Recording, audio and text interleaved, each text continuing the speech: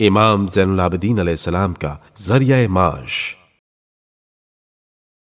امام زین العابدین علیہ السلام کے دور میں جنگی فتوحات کے نتیجے میں اموال غنیمت کے ساتھ سینکڑوں بلکہ ہزاروں غلام اور کنیزیں مدینہ منورہ میں لائی جا رہی تھیں۔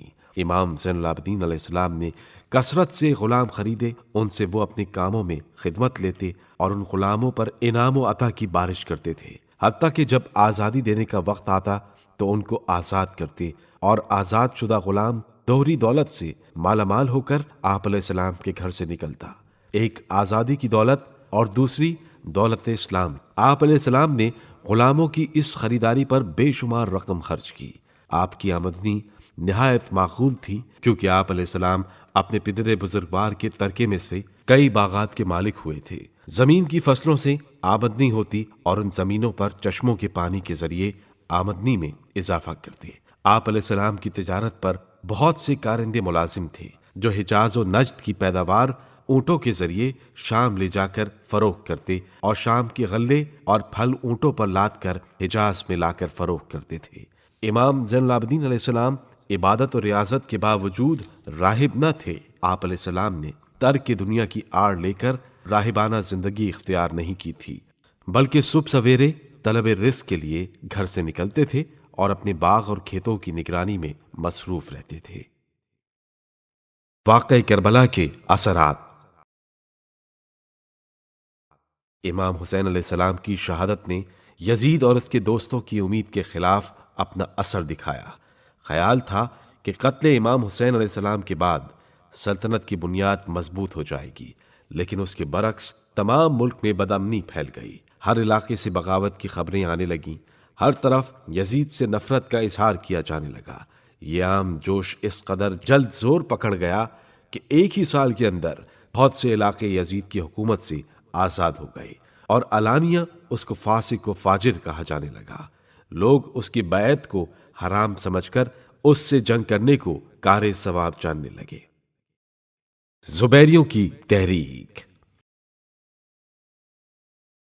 عبداللہ ابن زبیر جو مکے کا ایک بااثر آدمی تھا اور عرصے سے اپنے آپ کو سلطنت کا حقدار سمجھے بیٹھا تھا، اب جو واقعہ کربلا نے مسلمانوں کے دلوں میں یزید اور اس کے پیروکاروں کے خلاف ایک نئی تحریک اور جذبہ پیدا کر دیا، تو عبداللہ ابن زبیر کی بن آئی۔ اس کی پرجوش تقریروں نے زخمی دلوں پر نمک کا کام کیا، دل سینوں میں ہل گئے اور یزید سے نفرت و عداوت کا خیال یکا یک اس طرح پھیلتا چلا گیا جیسے روئی میں آگ۔ امام حسین علیہ السلام کی خبر شہادت پاتے ہی عبداللہ ابن زبیر نے مکہ کے لوگوں کو جمع کیا۔ پہلے تو شہادت امام مظلوم علیہ السلام پر انتہائی افسوس کا اظہار ہوا، پھر یزید کے عیب کھلم کھلا بیان کر کے اس کے فسق و فجور کو ظاہر کیا، پھر اپنی بیعت کی طرف توجہ دلائی۔ ان کی بیعت کا رنگ تو سال بھر پہلے سے جم رہا تھا، اب اور گہرا ہو گیا۔ یزید کو بھی ان واقعات کی خبر تھی۔ وہ کیا، اس کا باپ تک ابن زبیر کی طرف سے ہمیشہ کھٹکتا رہتا تھا، لیکن کچھ کیے بند نہ پڑتی تھی۔ اب جو یہ بات کان میں پڑی کہ مکہ والوں نے ابن زبیر کی بیعت کر لی ہے اور مدینے والے بیعت کرنے والے ہیں، تو یزید اور اس کے ہوا خواہوں کے ہوش اڑ گئے۔ 7 آدمیوں کا ایک وفد سمجھانے بجھانے کے لیے بھیجا گیا، جی توڑ کر کوششیں کی گئیں، مگر ابن زبیر ٹس سے مس نہ ہوئے۔ سلطنت کی ہوا سر میں بھری تھی، کہنے سننے کا کیا اثر ہوتا۔ جو معاویہ جیسے چالاک آدمی کے جال میں نہ پھنسا تھا، وہ بھلا یزید کی باتوں میں کیا آتا۔ وفد اپنا سا منہ لے کر واپس چلا گیا۔ 62 ہجری کا آغاز ہوا۔ ابن زبیر نے اور زیادہ ہاتھ پاؤں پھیلائے، اپنی بیعت کا دائرہ روز بروز بڑھاتے رہے۔ یزید کی طرف سے عام نفرت نے ان کو کامیابی کا زیادہ موقع دیا۔